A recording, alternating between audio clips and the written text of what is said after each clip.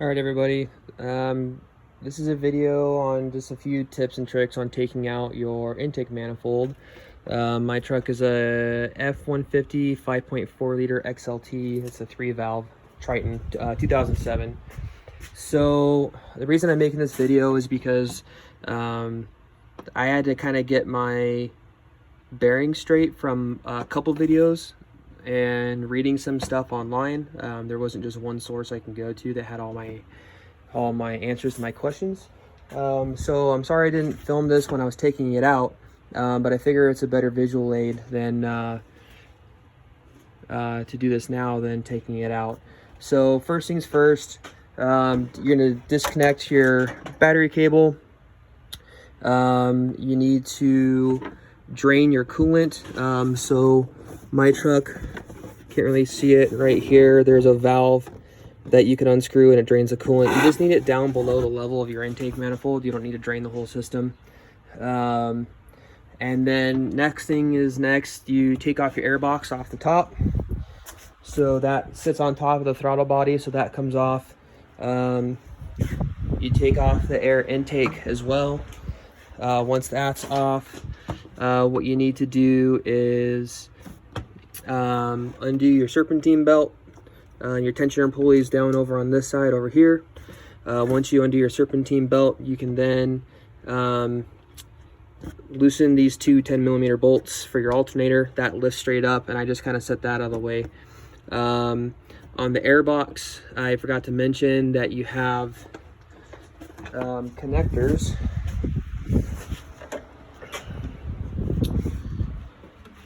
So this, it's not on the throttle body, but that's okay. So this sits like this. You have your mass airflow sensor here. You have a vacuum line here, and then you have another connection. I can't remember where. That's okay. But anyway, so that comes off. Now on your actual intake manifold, you have your throttle body. You take all the connections off of that. You have a vacuum line here. You have a line here. Disconnect this. Now where it gets tricky is before you do this, you need to take off the top of your thermostat housing. You need to disconnect the line for your heater core. You also need to disconnect and take out your fuel rail, and your fuel injectors can stay in place, so they don't have to come off. I'm actually going to end up taking mine off because I want to clean my fuel injectors while they're out. Might as well do it.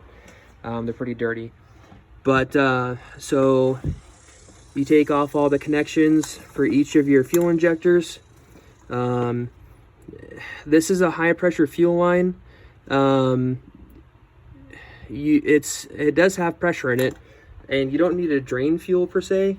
Some say you can undo the gas cap and it will relieve some of the pressure, which I'm sure it did. For me, still quite a bit of fuel came out. But you use your disconnect tool and separate that. You're gonna get fuel, not a ton, or it shouldn't be a ton, but just wear goggles so make sure it doesn't get in your eyes. So once you disconnect that, you have a vacuum line here, and you'll see when you're taking it apart, you'll see what's connected to it. So your actual manifold actually has 1, 2, 3, 4, 5 screws on either side. Okay, these holes are where your fuel injectors go into. So 5 screws on either side.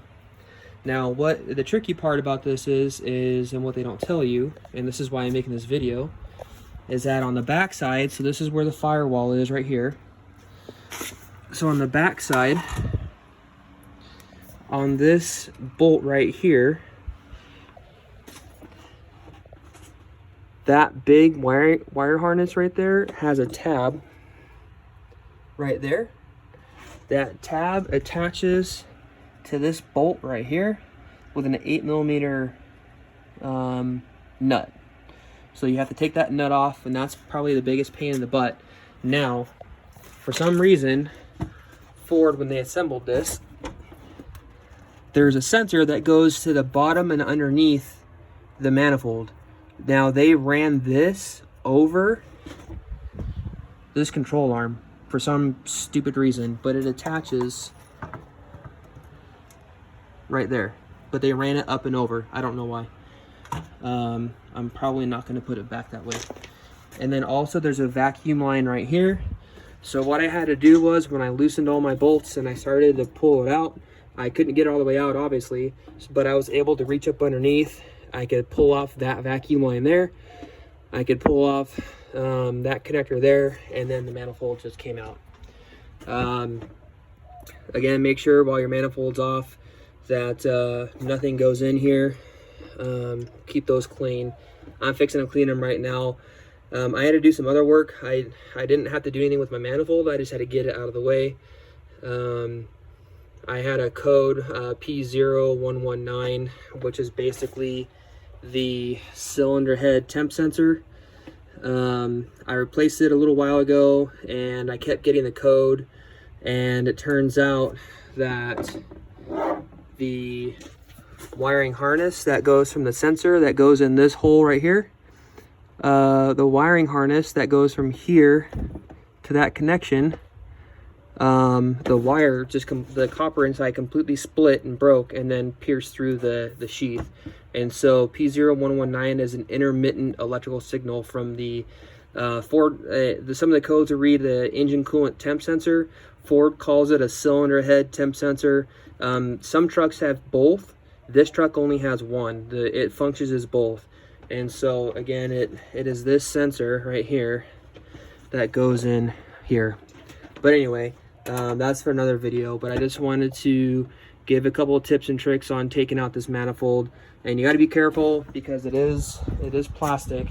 I've dealt with other Fords where it's cast aluminum. So just be careful when you're putting this back in that you're not over tightening it and cracking your manifold, because that's a whole nother ball of wax. So if you have any questions, shoot me any comments below, and I'll respond with any thing that I might have encountered that I didn't mention.